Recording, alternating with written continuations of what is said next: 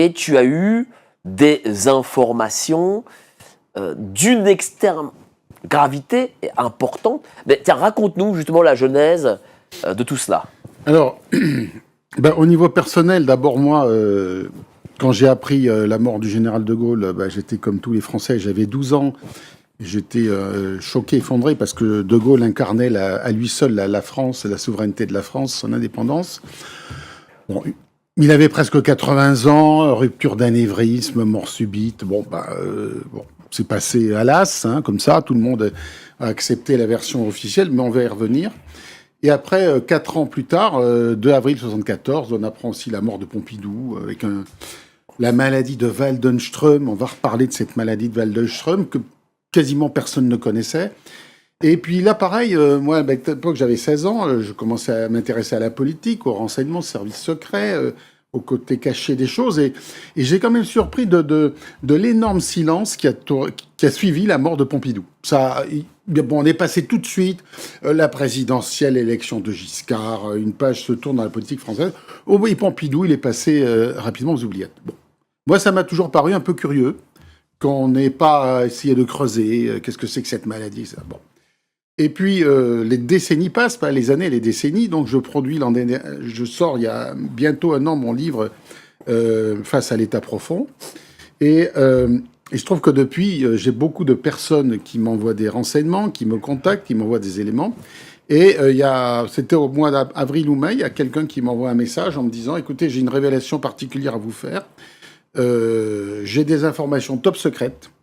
Le général de Gaulle n'est pas mort de mort naturelle, mais il aurait été atteint par une fléchette dans le parc de la Boisserie, et il aurait été empoisonné, ou on sait très bien que la CIA a des pistolets pour provoquer des crises cardiaques. La CIA, mais aussi les services secrets russes, et ça fait partie de la panoplie de tous les services secrets, de provoquer une mort subite de quelqu'un qui dérange, et plus elle a une apparence de mort naturelle, plus vite ça passe. Alors, il se trouve que peu de temps après, moi j'ai essayé je voudrais pas tomber dans un piège, parce que on peut aussi tomber facilement dans un piège, dans quelque chose qui est fait pour vous discréditer.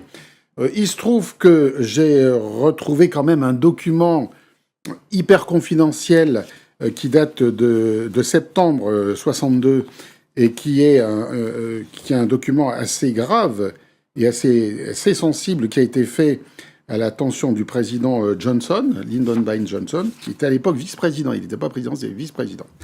Et ils essayaient de faire une estimation, une évaluation des conséquences de la mort ou de l'assassinat du général de Gaulle. C'est le document que tu as là sur toi. Ce fameux document classifié. Rédigé en anglais. Voilà, rédigé en anglais, très rare, dans lequel on voit bien que les autorités américaines ont déjà anticipé, évalué en 62, nous avons déjà pleine guerre froide.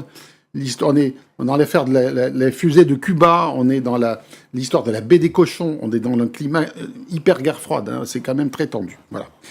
Et quelque temps avant, il y a eu la fameuse attentat du Petit Clamart, 62. Et puis après, qu'est-ce qui se passe dans les années 60 ? Il y a le choc, la rupture de Gaulle avec l'OTAN. Donc quand De Gaulle dit je quitte le commandement intégré, je reprends l'autonomie de l'armée française, ma souveraineté. Mais De Gaulle, il double ça avec autre chose. Déjà, en 64, il a reconnu la Chine populaire de Mao Tse-tung. C'est le premier pays occidental qui reconnaît la Chine de Mao. Et en 66, le général de Gaulle fait un voyage d'État absolument incroyable. Il va 11 jours en Union soviétique. Le Centre culturel russe a publié toutes les photos de ce voyage historique, jour par jour. Ils ont remis les extraits des discours de Gaulle. Et c'est quand on voit cette exposition, qu'on voit ces événements, qu'on se rend compte à quel point le général de Gaulle pouvait enquiquiner les Américains et chaque fois leur dire, écoutez, on n'est pas dans votre diktat, on cultive notre spécificité, on veut pas être avec vous dans la guerre que vous voulez faire avec le monde communiste, on veut être à part, Et qu'est-ce qui se passe après 66 ? 2 ans après, c'est les fameux événements de mai 68, dans lequel on sait très bien que la CIA a joué un rôle très très important, puisque la CIA manipulait tous les mouvements d'étudiants, tous les mouvements d'extrême gauche, Cohn-Bendit, Sauvageau, tous les autres. Ils étaient vraiment sponsorisés, poussés par la CIA pour déstabiliser le général de Gaulle. Et en 68, il a retourné la situation, non seulement en s'assurant du soutien de l'armée avec Massu à Baden-Baden, mais surtout parce que la CGT et le Parti communiste ont reçu des instructions claires de l'URSS, donc avec qui le général de Gaulle avait de bonnes relations, instructions disant qu'il fallait tout faire pour que de Gaulle reste au pouvoir et qu'on ne sombre pas dans un pouvoir de gauche qui soit atlantiste. Souvenons-nous qu'en les élections de 69, il n'y avait pas de candidat Mitterrand, c'était un candidat qui s'appelait Defferre, qui était candidat de la gauche. Mais en 65, il y avait Mitterrand. Et Mitterrand était un homme politique très atlantiste, de la même façon qu'était atlantiste Jean Lacanuet, qui était aussi le... Un UDF, voilà. un ancêtre de l'UDF. L'UDF, c'était le centriste proche de... Voilà. Donc, j'ai regardé la configuration politique, la sortie de l'OTAN en 66, les événements de 68, et ensuite, nous avons ce départ de Gaulle suite au référendum du 27 avril 69, où on refuse la réforme du Sénat, on refuse la régionalisation, et là on se rend compte qu'il a contre lui, il a la gauche, mais il a aussi les atlantistes, Giscard d'Estaing qui avait dit le 8 mai, donc il voulait soutenir De Gaulle, mais il voulait aussi cultiver sa différence. Giscard aussi était quand même très proche des Américains. Et puis, nous avons donc cette mort de Gaulle, le 9 novembre 70. Et déjà, il y a quelque chose qui est très étonnant, c'est que cette mort, elle n'est pas annoncée immédiatement. Alors, une chose, oui. J'ouvre une parenthèse. Oui. Parce que ce que tu parles de la fléchette, c'est excessivement important. Oui. Puisque j'ai regardé avant où est-ce qu'il était mort exactement. On sait qu'il était mort dans sa bibliothèque. Ce qu'on nous dit. C'est ce qu'on nous dit. Voilà, on nous dit qu'il est mort dans sa bibliothèque. Par contre, on nous dit que ses derniers mots auraient été « j'ai mal là dans le dos ». Ah, ça confirme peut-être l'hypothèse de l'enquête. Justement. Voilà, il dit « j'ai mal là dans le dos ». On dit qu'il était devant le journal télévisé et qu'il s'effondre. Après avoir dit, voilà, j'ai mal là dans le dos, alors où dans le dos, je ne sais pas, en tout cas il le dit, et il s'effondre, victime d'une rupture d'anévrisme. Alors, quelles sont les constatations médicales que nous avons sur les décès du général de Gaulle ? À ma connaissance, évidemment, il n'y a jamais eu d'autopsie du corps du général. Je ne sais pas s'il y a eu un examen médico-légal, mais on ne nous en a jamais parlé. On nous a dit que le médecin de Colombey était venu constater qu'il avait une rupture d'anévrisme. Bon, je dirais, pourquoi pas ? Bon, parce qu'il ne faut pas virer dans le complotisme excessif et de voir derrière chaque décès un assassinat. Mais là, quand même, il y a quand même des arguments, des éléments qui vont quand même nous porter de l'eau à notre moulin. Je veux dire tout de suite que moi, je ne vais pas dire « je suis formel de Gaulle ». Non, je vais ouvrir un débat, je vais apporter des éléments et qui, je pense, sont assez intéressants pour dire on s'est jamais vraiment interrogé sur la vraie raison du décès de Gaulle. Et alors, il y a le problème médical, c'est que, globalement, on a vite enterré le décès. C'est pas la mauvaise blague d'Harakiri, balle tragique à Colombey, parce que c'était le décès de Gaulle, c'est 15 jours après le fameux l'incendie du Danzig à Saint-Laurent-du-Pont, où il y a eu 140 morts. Donc ils ont fait un raccourci un peu offusquant et qui était un peu injurieux à l'égard du général de Gaulle. Donc personne ne s'est vraiment intéressé là sur cette mort. On a dit oui, il était âgé, etc. Alors écoutez-moi, il était âgé, j'ai quand même fait déjà une étude sur sa famille, parce qu'il faut voir aussi la génétique dans chaque famille. Le général de Gaulle a perdu sa mère en 1940, mais elle n'est pas morte à cause de la guerre, elle est morte à 80 ans, je crois qu'elle avait une affection cardiaque, quelque chose comme ça. Son père, lui, est mort à 84 ans. Sa sœur, Élisabeth de Boissieu, a vécu quasiment 100 ans. Son fils, l'amiral Philippe de Gaulle, il est décédé en 2024 à 103 ans. Excusez-moi, dans la famille de Gaulle, on vit naturellement vieux. Donc il n'y a pas une moyenne d'âge où on meurt rapidement de crise cardiaque à 60 ans, 70 ans. En plus, en 70, De Gaulle a quitté l'Élysée depuis quasiment 1 an et demi. Il n'a plus le stress de la charge de l'État. Il est il est plutôt cool, il va faire des visites sur l'école, on va reparler, et il est en train de rédiger ses mémoires d'espoir. Ça, c'est intéressant parce que moi, j'ai relu De Gaulle, avant d'être un homme politique, c'est un grand écrivain. C'est un immense écrivain. Et en me penchant de près sur son décès, j'ai relu des pages, que ce soit de mémoires de guerre, mémoires d'espoir, au fil de l'épée. C'est un immense écrivain qui était pétri de lettres, qui était pétri de l'esprit français. Et est-ce que ces mémoires étaient finies ou pas? Non, justement, ces mémoires n'étaient pas terminées, puisque ces mémoires de lui-même, elles s'arrêtent en 1962. Donc entre 62 et 70, il n'y a rien. Rien. Il n'y a rien. Donc on l'a empêché d'écrire ce qu'il voulait raconter, par exemple, sur l'indépendance d'Algérie, sur la reconnaissance de la Chine, sur la sortie de l'OTAN, sur les événements de mai 68. Et on aurait quand même aimé, pour l'histoire de France, avoir un témoignage de la valeur du général de Gaulle. Surtout pour 68. Il Voilà. sait que la CIA est derrière. Oui. Il l'aurait écrit, sûrement. Ben, je pense qu'une fois, quand on est un personnage historique comme De Gaulle, qu'on a quitté le pouvoir, qu'on n'a plus d'ambition, maintenant on entre dans l'histoire, c'est le moment où on règle un peu ses comptes. Et on va dire ce qu'on a un peu sur le cœur.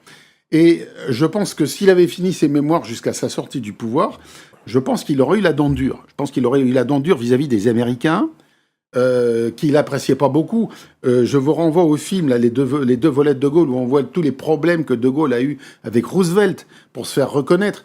Je rappellerai aussi quand même une chose dans mon livre assez importante, c'est que les Américains avaient un ambassadeur auprès de Vichy, la personne de l'amiral Leahy, qui était un proche de Roosevelt, puisque quand il a quitté Vichy, il est allé chef d'état-major particulier du président Roosevelt.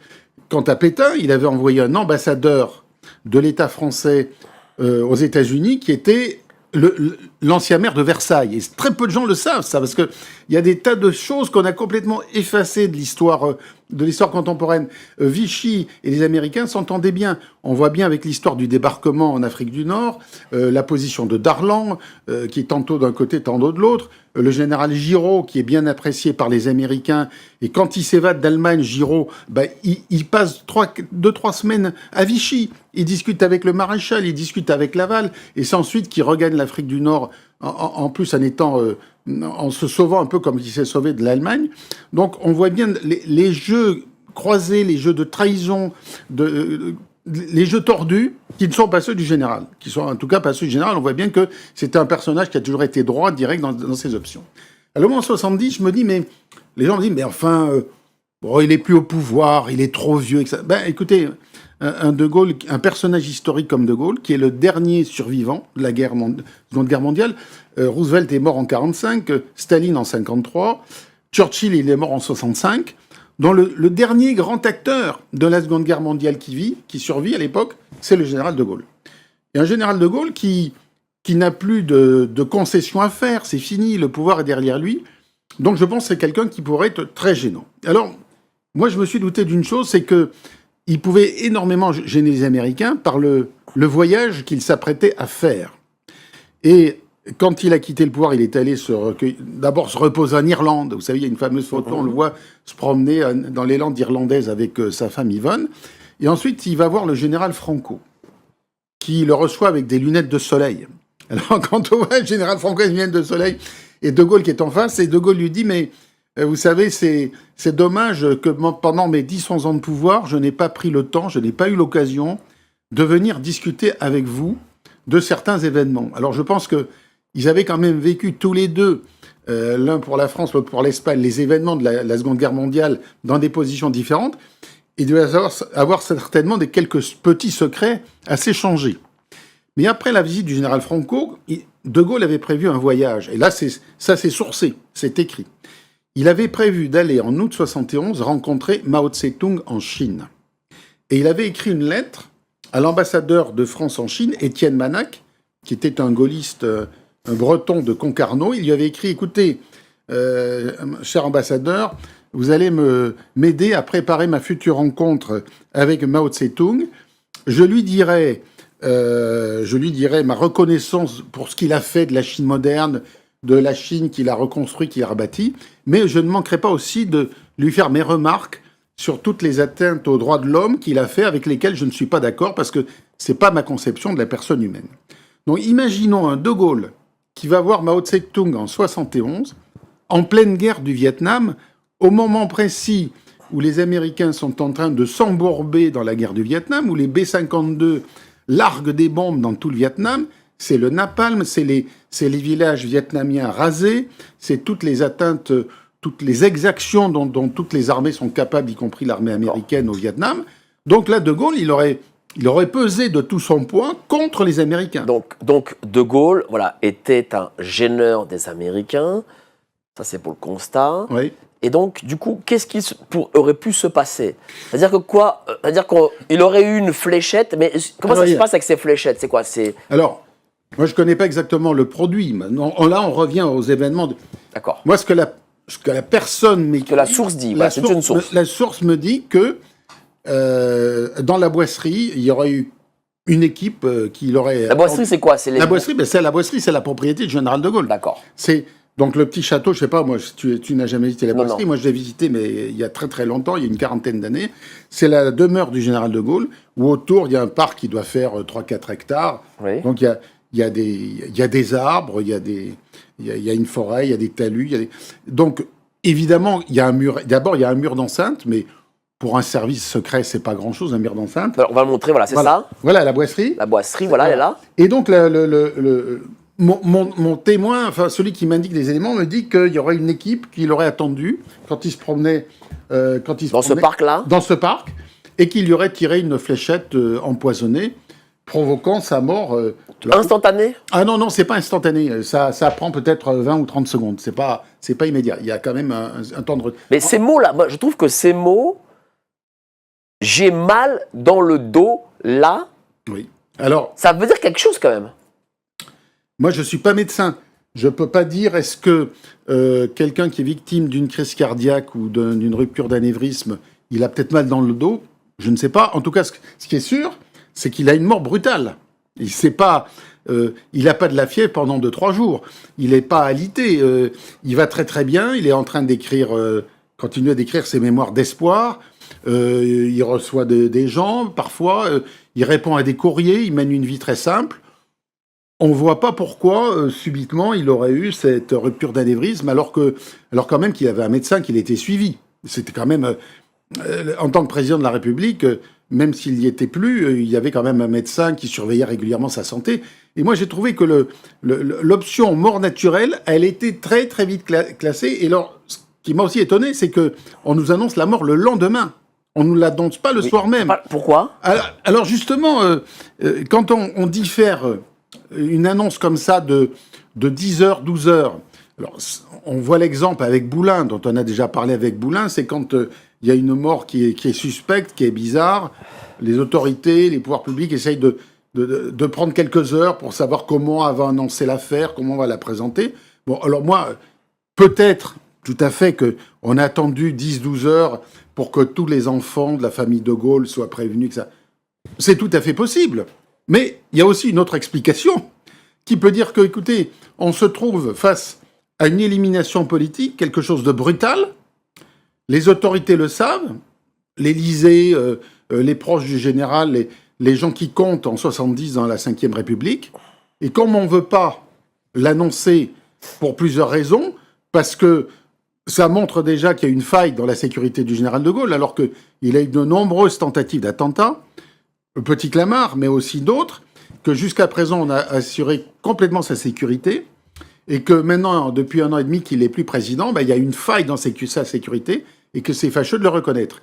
Il y a aussi l'autre aspect en disant, mais si on déclare qu'on a assassiné le général de Gaulle, ça va nous mettre aussi en porte-à-faux, ça va nous mettre très mal, avec la puissance ou le pays qui est derrière cet assassinat. Imaginez que le lendemain, Pompidou déclare « Ah ben, je mets le doigt sur Washington. » C'est impossible. C'est absolument impossible. Donc je dirais que le délai entre... On nous dit 19h30, mais on n'en sait rien. Ça peut être 18h, 17h, on n'en sait rien. Tout est couvert par le secret. Et vous savez qu'à l'époque, quand même, le secret, c'est pas du bidon, c'est pas du pipeau. On est dans l'ancien monde, on est dans la guerre froide. L'information, elle est cadenassée, elle est verrouillée. Il y a encore l'ORTF. On est dans un monopole de l'information d'État. toi, tu étais commissaire Oui, des là, renseignements généraux. à l'époque, Attends. oui. Pas à cette époque, mais dans les années 80. Quand il y avait une mort d'une personnalité, forcément, il y a une autopsie. Écoute, l'autopsie, elle est quasiment automatique quand il y a une mort brutale sur la voie publique. Quand il y a une mort brutale sur la voie publique, c'est quasiment indispensable de faire une autopsie pour connaître les raisons. Mais quand il y a une mort brutale dans un domicile, dans un lieu privé, il n'y a rien d'automatique. Il faut que ça soit le parquet qui examine les circonstances. Oui, mais et s'il estime qu'il y a des zones d'ombre, etc., il peut demander une autopsie. Oui, mais dans le cadre du général de Gaulle, on parle du général de Gaulle, on parle pas de je sais pas qui. Bien sûr, mais je dirais que on est par excellence dans la raison d'État. On est vraiment dans la raison d'État. Alors, imaginons que la famille de Gaulle, que le président Pompidou, le ministre de l'Intérieur, c'est Raymond Marcellin, le ministre des Armées, je ne sais plus si c'est encore Pierre Messmer, mais enfin, on est vraiment dans le carteron, dans le cercle gaulliste. Si on déclare que le général a été assassiné, je dirais que c'est un tremblement de terre pour la France, parce qu'on a réussi à l'avoir sain et sauf pendant tout son mandat, malgré toutes les tentatives qu'il a eues. Et là, il y a une faille, et puis il est tué très probablement, d'après les documents qu'on m'a envoyés, très probablement, peut-être par la CIA, peut-être. Alors, imaginez le casus belli que ça peut faire. On ne peut pas annoncer ça. Moi, je trouve quand même dingue qu'il y ait ce document qui explique, en gros, que ce serait la France si le général de Gaulle était mort, etc. Enfin, je veux dire, quel pays, quel État étranger fait ça sur un président? Ah non, je sais pas, c'est quand même dingue, non? Mais alors, et ce document est exceptionnel. C'est absolument un document exceptionnel. Tu peux le montrer juste comme ça, ne serait-ce que la couverture? Oui, juste là, oui, bien sûr. Voilà. Document tout à fait exceptionnel sur les hypothèses que deviendrait la France en cas de décès ou d'assassinat de Gaulle. Il faut voir une chose, c'est que on est quand même là à 1 an de l'assassinat de Kennedy, du président Kennedy. Donc quand on voit quand même que l'État profond américain ils ont commis l'assassinat, ils ont assassiné Kennedy. On sait très bien que c'est pas Lee Harvey Oswald tout seul sur le toit avec sa petite fusil à lunettes qui a tué Kennedy. On sait très bien que c'est un complot d'État, qu'il y a la CIA qui est impliquée, il y a le département de la défense, il y a le FBI qui est impliqué, la police de Dallas et Lyndon B. Johnson. D'ailleurs, ce document que j'ai récupéré, il a été récupéré non seulement à la CIA, mais dans les archives privées de Lyndon B. Johnson, qui avait ce document en tant que vice-président. Donc quand on voit qu'ils sont arrivés à tuer Kennedy, assassiner de Gaulle, qui est un gêneur, qui ne convient pas à la politique impérialiste américaine, ça paraît pas fantasmagorique, pas du tout. D'autant que j'ai déjà parlé j'en parlerai dans mon livre, du rôle de la CIA, quel rôle elle a eu avec de Gaulle. D'abord, j'expliquais dans des conférences qu'elle le soutient pour venir en 58, et qu'après, au moment de l'indépendance de l'Algérie, il y a un décrochage, ils ne sont pas d'accord avec la façon dont on donne l'indépendance à l'Algérie, et que c'est eux qui est derrière, j'en ai parlé déjà, nous avons parlé, ont soutenu, ont sponsorisé l'attentat du petit Clamart. Bien sûr. Donc ce document est loin d'être quelque chose de fictif. Ça veut dire qu'ils y pensaient à renverser de Gaulle ou à le tuer, et à mettre quelqu'un qui leur soit plus favorable. Alors, de Gaulle avait un dauphin, Pompidou.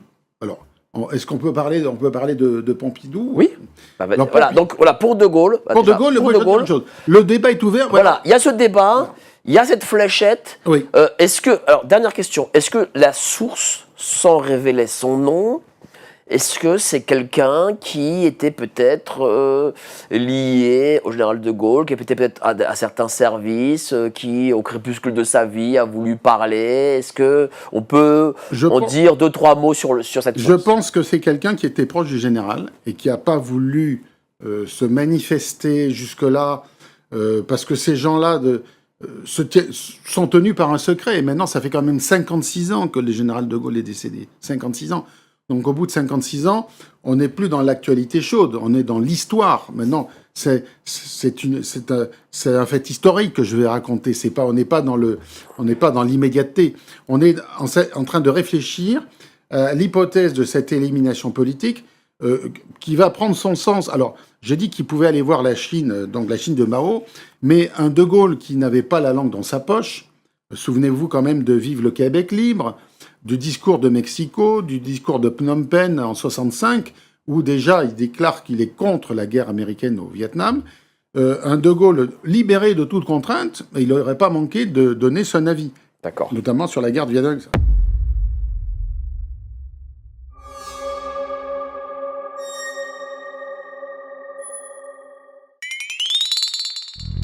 Yeah.